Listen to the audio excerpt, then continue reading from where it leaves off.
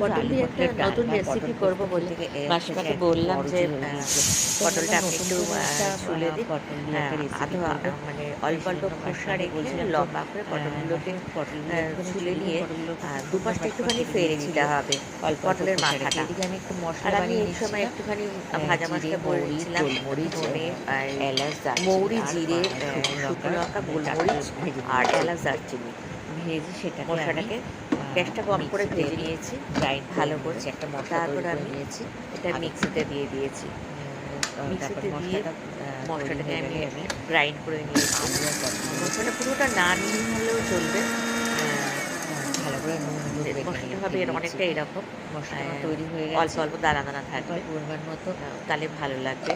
আর এরপর আমি প্রয়োজন মতো জিরের গুঁড়ো, ধনের গুঁড়ো আর লঙ্কা আমি টক দইয়ের মধ্যে ভালো করে টক দইটাকে আমি ফেটিয়ে রেখে ভালো করে মশলাগুলো দিয়ে ফেটিয়ে রেখে এটা মশলাটা অনেকটা মিশে গেলে গ্রেভিটা খুব বাটা মশলার মতো মনে হয়, আর বাটা মশলা ভালো লাগে অনেক।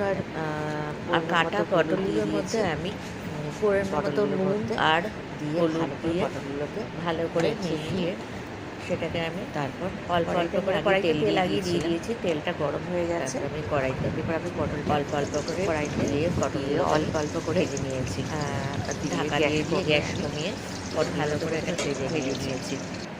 আমার পটলগুলো ভাজা হয়ে গেছে।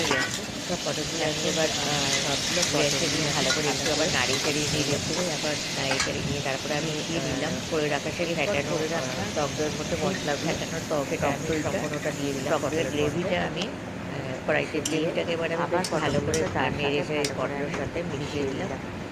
মিশিয়ে এবার আমি গ্যাসটা দাঁড়িয়ে আমি পটলের গ্রেভিটা জল হয়ে গেলে ফুটতে একটু সময় লাগে, পরিমাণ নুন আর হলুদ দিয়ে দিয়েছি, আমি দিয়ে আমি ঢেকে আবার ভালো করে নাড়িয়ে গ্রেভিটাকে এবার ফুটতে দেবো।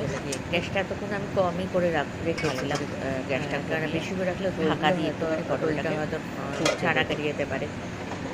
এরপর ঢাকাটা খুলে আবার ভালো করে একটু নাড়িয়ে চাড়িয়ে তারপরে গ্রেভিতে আমি দুল থেকে দিয়ে দিয়েছি, এর ঘনত্বটাও বাড়বে আর আবার খেতেও অনেকটা সুস্বাদু। গ্রেভিটাকে আবার একটু ভালো করে নাড়িয়ে দিয়েছি, মতো মিষ্টি দিয়ে দিলাম আর পরিমাণ মতো আবারও ঢেকে কিছু ফুটতে দিলাম।